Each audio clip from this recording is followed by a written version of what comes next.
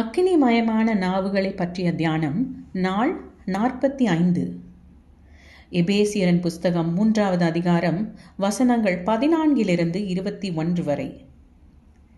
இது நிமித்தம் நான் பரலோகத்திலும் பூலோகத்திலும் உள்ள முழு குடும்பத்துக்கும் நாமக்காரனாகிய நம்முடைய கர்த்தராயிருக்கிற இயேசு கிறிஸ்துவனுடைய பிதாவை நோக்கி முழங்கால் படியிட்டு, நீங்கள் அவருடைய ஆவியினாலே உள்ளான மனுஷனில் வல்லமையாய் பலப்படவும், விசுவாசத்தினாலே கிறிஸ்து உங்கள் இருதயங்களில் வாசமாயிருக்கவும், நீங்கள் அன்பிலே வேரூன்றி நிலை பெற்றவர்களாகி சகல பரிசுத்தவான்களோட கூட கிறிஸ்துவனுடைய அன்பின் அகலமும் நீளமும் ஆழமும் உயரமும் இன்னதென்று உணர்ந்து அறிவு கெட்டாத அந்த அன்பை அறிந்து கொள்ள வல்லவர்களாகவும், தேவனுடைய சகல பரிபூரணத்தாலும் நிறையப்படவும் அவர் தமது மகிமையினுடைய ஐஸ்வர்யத்தின்படியே உங்களுக்கு அனுக்கிரகம் பண்ண வேண்டும் என்று வேண்டிக் கொள்கிறேன்.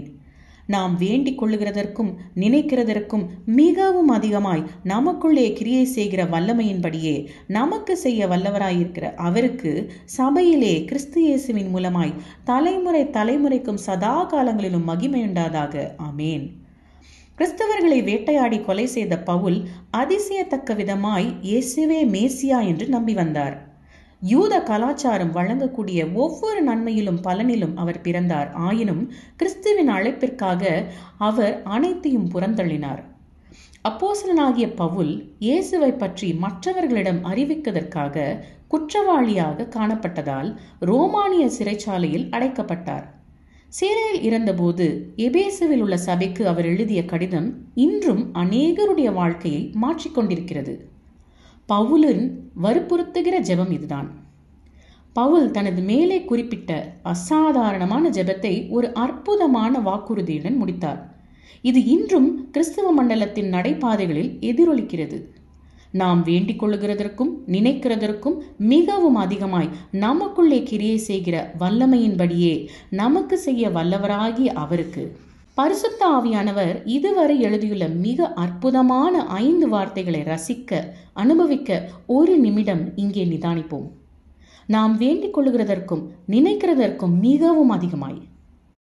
சிறைச்சாலையில் சங்கிலியால் பிணைக்கப்பட்ட ஒரு மனிதனின் கையால் எழுதப்பட்ட இந்த கிரேக்க சொற்றொடரின் செழுமை நமக்கு ஒரு தெளிவான மற்றும் தீவிரமான சவாலை முன்வைக்கிறது.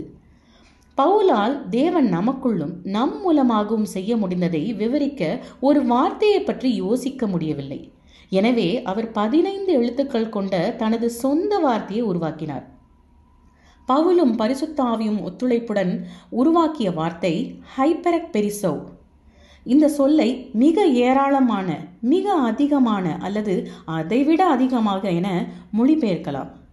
சிறந்த அறிஞரும் எழுத்தாளருமான பவுல் வார்த்தைகளுக்கு ஒருபோதும் இழப்பில்லாதவர். இந்த வார்த்தையை வேகமாக அடுத்தடுத்து 3 முறை பயன்படுத்தினார். பின்னர் நல்ல அளவீடாக இந்த கல்வியாளர் மற்றும் வார்த்தை சிற்பி கூடுதல் அழுத்தத்திற்காக ஒரு சிறிய வார்த்தையை சேர்த்தார். அவர் ஒரு பெரிய ஆச்சரியக்குறியாக பயன்படுத்திய வார்த்தை உயர், அதாவது மேல், அப்பால் அல்லது அதிகம் என்பதாகும். இந்த வசனத்தின் முழுமையான மகிழ்ச்சி என்னவென்றால் பவுல் மிகைப்படுத்தவில்லை. நீங்கள் ஜெபித்த எல்லா ஜெபங்களும் மற்றும் சாத்தியமாகுமா என்று ஏங்கிய அனைத்தும் சூழ்நிலைகளாலும் மக்களாலும் அல்லது நேரத்தாலும் கட்டுப்படுத்த முடியாத ஒருவரால் சாத்தியமாகும். நீங்கள் கேட்ட கனவு கண்ட அனைத்தும் சாத்தியமாகும். ஏனென்றால் நீங்கள் சேவிக்கிற தெய்வம் அதை செய்ய போதுமானவர். நீங்கள் வேண்டுவதற்கும் நினைப்பதற்கும் மேலாக மிகவும் அதிகமாய் செய்ய தேவன் வல்லவர். உங்களுக்கான கடவுளின் திட்டங்களை நீங்கள் கனவு காண முடியாது. ஆனால் முயற்சி செய்ய நான் உங்களுக்கு சவால் விடுகிறேன். பவுலின் தேவன் உங்கள் தேவன். 2000 ஆண்டுகளுக்கு முன்பு பவுலின் வசம் இருந்த அதே வல்லமை இன்று உங்களிடம் உள்ளது. ரோமானிய சிறைச்சாலையிலிருந்து பவுல் இந்த கவனம் ஈர்க்கிற உற்சாகமான ஜெபத்தை எழுதினார் என்பதை நினைவில் கொள்ளுங்கள்.